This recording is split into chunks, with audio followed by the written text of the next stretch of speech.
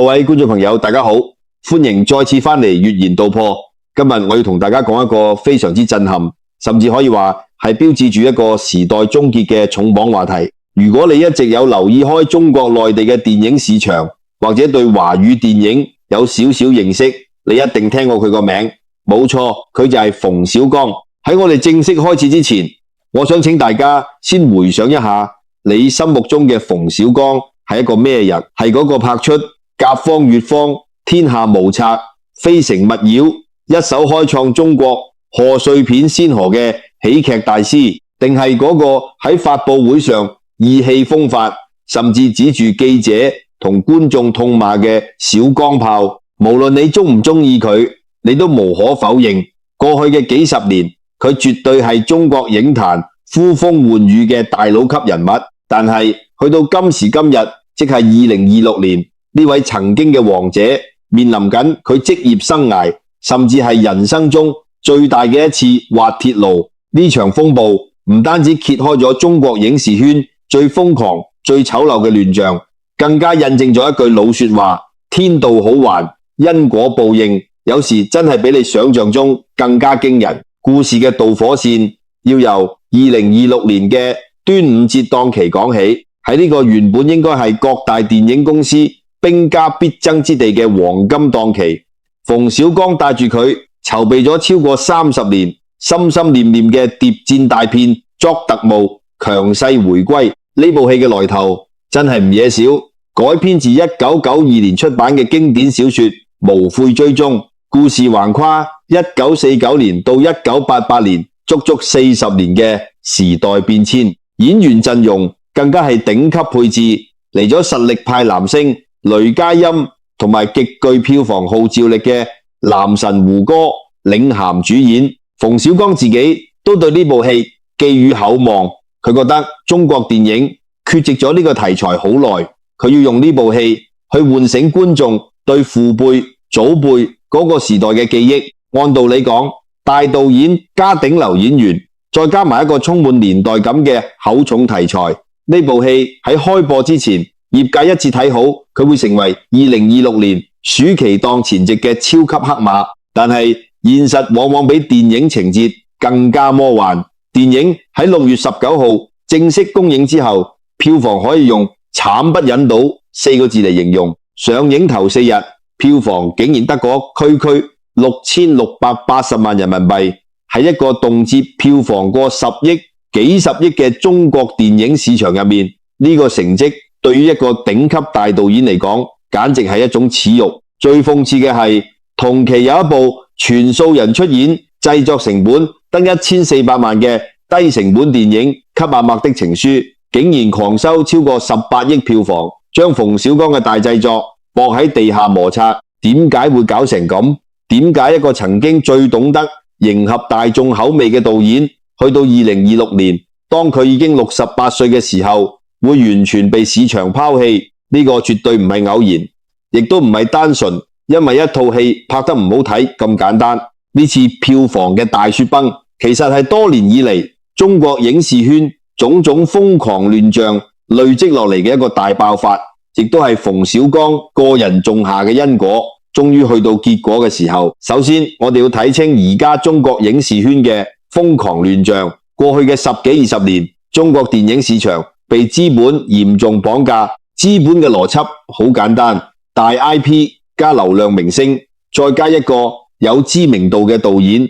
就等於票房保證。喺呢種唯利是圖嘅風氣之下，電影不再係藝術品，而係變成咗洗錢割韭菜嘅金融產品。馮小剛曾經係呢個資本遊戲入面最頂層嘅玩家之一，佢背靠住強大嘅京圈資源同埋華誼兄弟呢座大靠山，喺市場上呼風喚雨。但係資本嘅狂歡背後，係對電影質量嘅極度蔑視，同埋對觀眾智商嘅嚴重侮辱。偷票房、買票房、幽靈場，呢啲亂象層出不窮。根據中國電影發行放映協會嘅數據，去到2025年，全國觀影人次按年下降咗8%，其中一個極其重要嘅原因就係偷票房導致嘅信任危機。觀眾買飛入場，發現自己手持嘅戲飛根本核驗唔到，錢去咗邊度冇人知。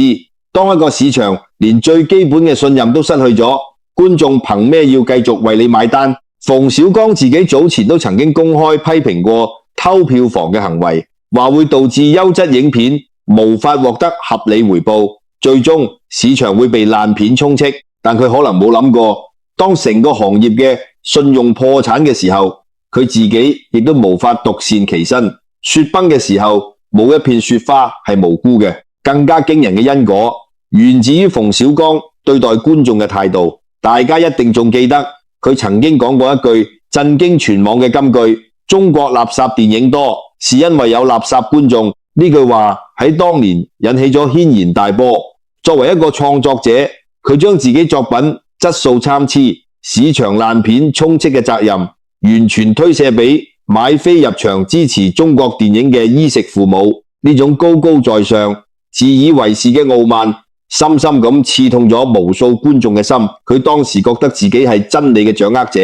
覺得觀眾就係一群唔識貨嘅群王。但係佢忘記咗，水能載舟，亦能覆舟。當你將觀眾當成垃圾嘅時候，觀眾總有一日會將你掃入歷史嘅垃圾桶。去到2026年，隨住觀眾審美水平嘅大幅提升，隨住網絡資訊嘅高度透明，中國嘅年輕一代觀眾已經唔再盲目迷信所謂嘅大導演同大權威，佢哋更加睇重電影嘅真實情感、誠意同埋共鳴。你再攞以前嗰套居高臨下嘅姿態去說教，觀眾根本唔會買你賬。我哋再深挖落去，馮小剛嘅因果仲牽涉到震驚中外嘅陰陽合同事件。雖然事情已經過去咗幾年，但係嗰場由手機二引發嘅娛樂圈大地震，徹底撕開咗影視圈紙醉金迷、偷稅漏稅嘅遮羞布。馮小剛